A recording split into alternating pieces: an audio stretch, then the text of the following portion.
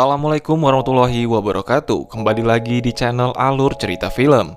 Pada kesempatan kali ini, gua akan mengalur cerita film dari Ouija Origin of Evil yang rilis di tahun 2016.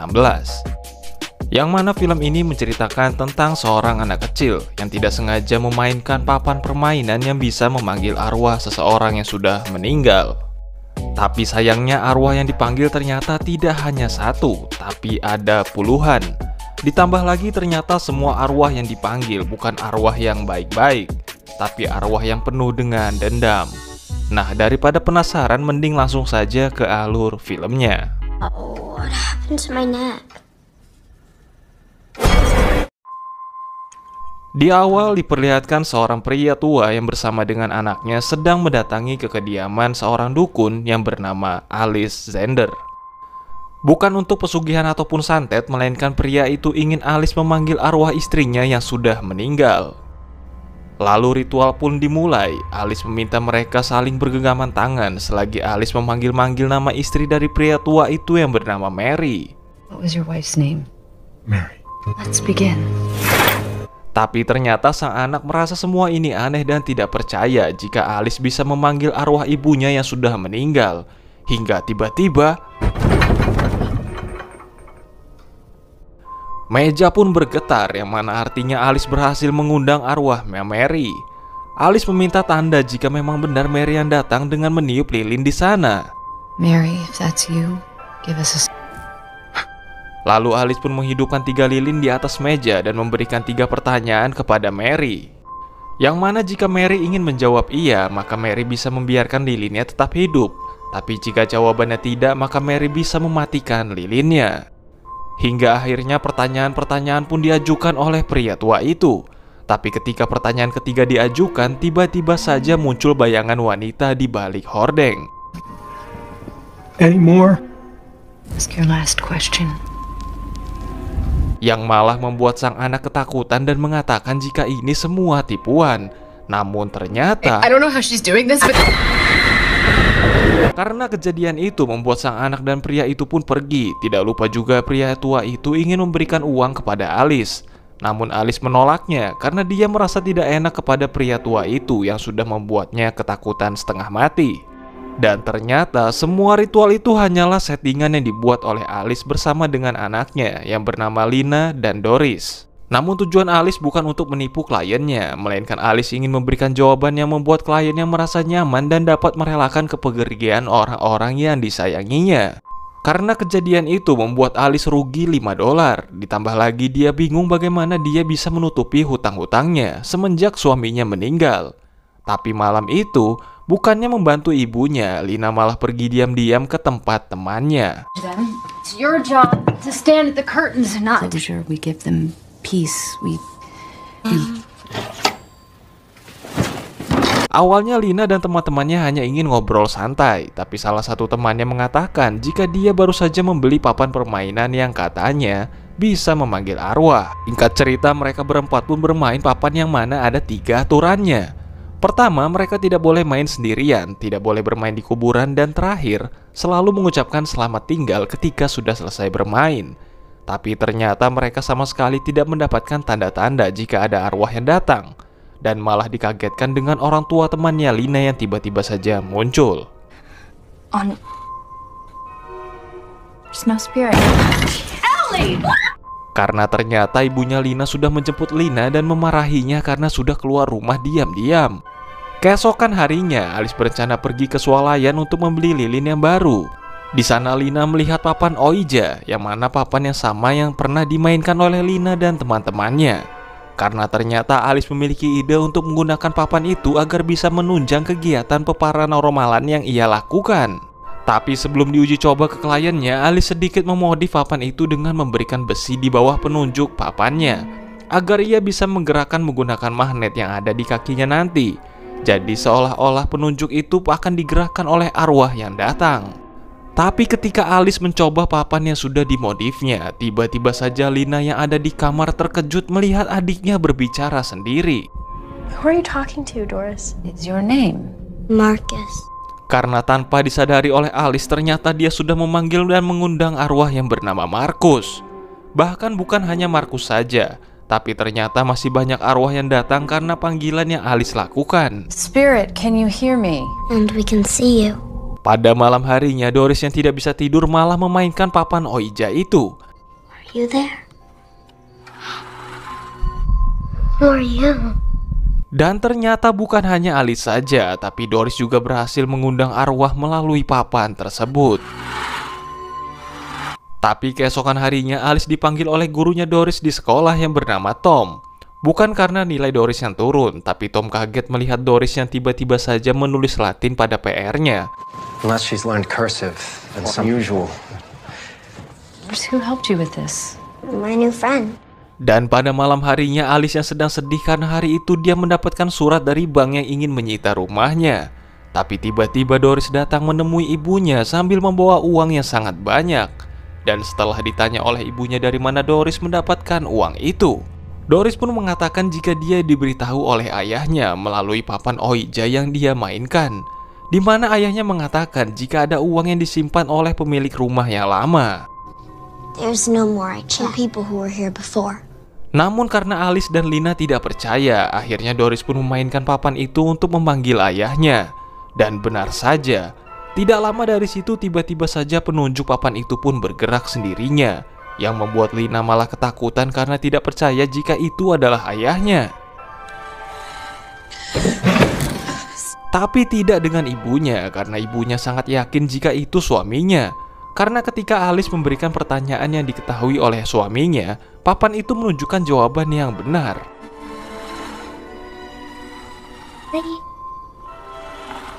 Singkat cerita, Tom memanggil Lina ke ruangannya karena Tom ingin menanyakan kabar adiknya yang sudah beberapa hari ini tidak masuk sekolah.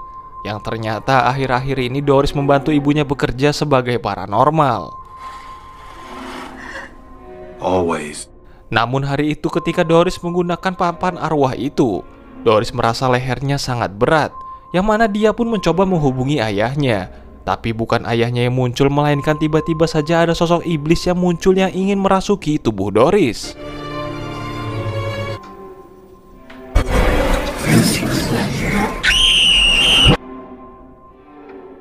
Keesokan harinya Doris pun kembali masuk ke sekolah, namun tingkahnya kali ini menjadi aneh.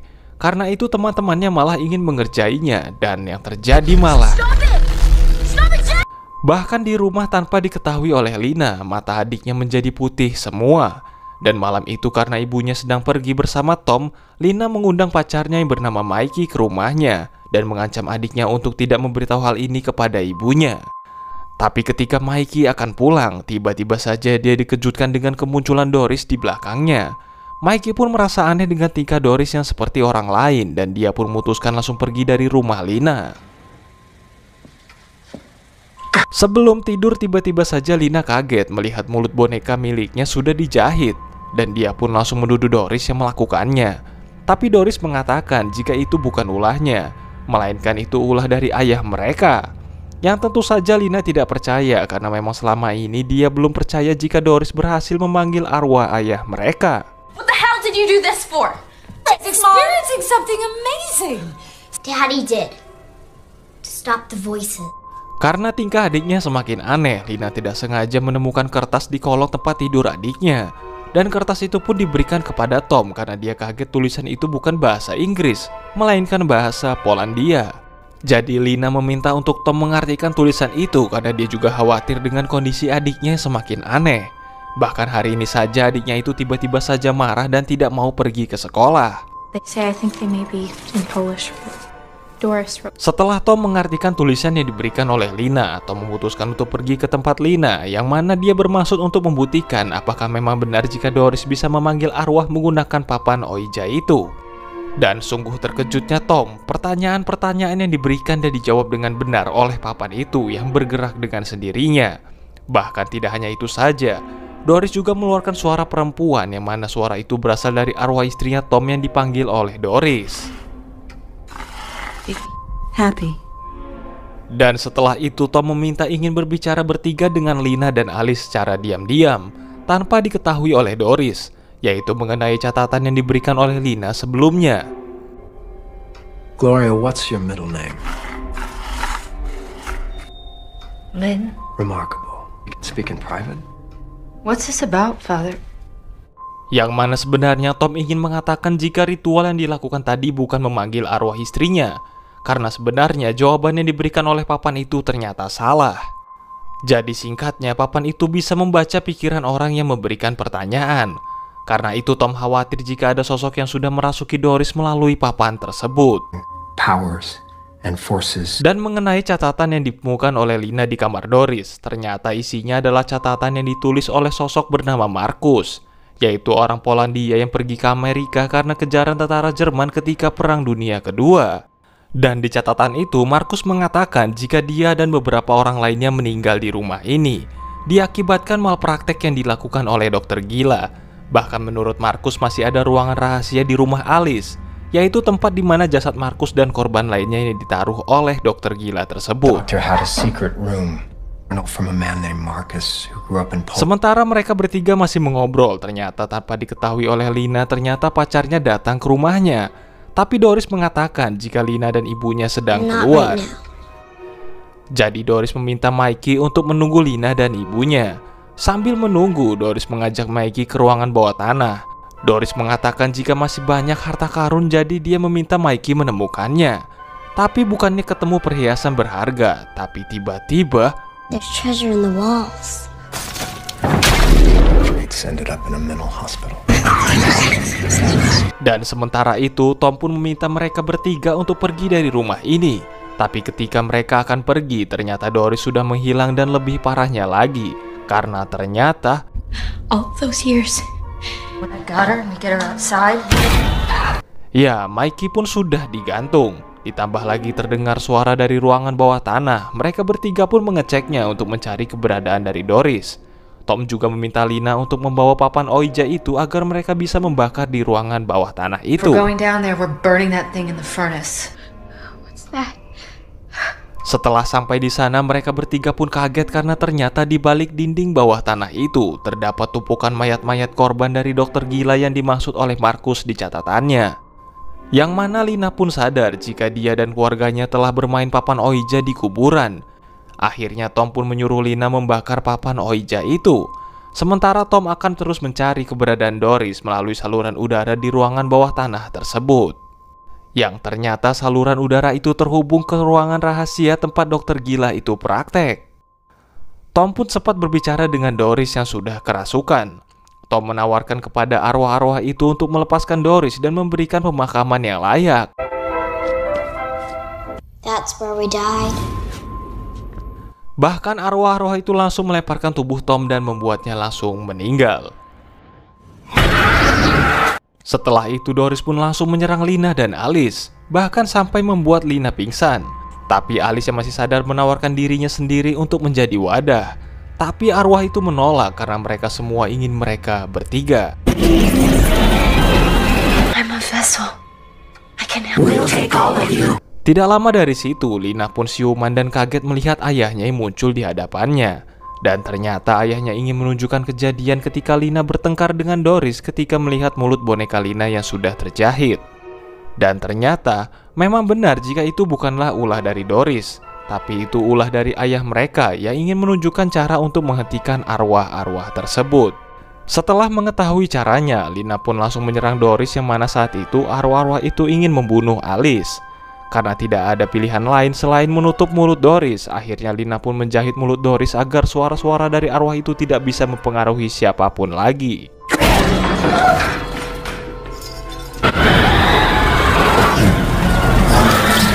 Tapi karena kejadian itu, ternyata Doris juga meninggal. Dan Lina pun hanya minta maaf karena hanya itu cara untuk menyelamatkan Doris. Tapi tiba-tiba To stop the voices.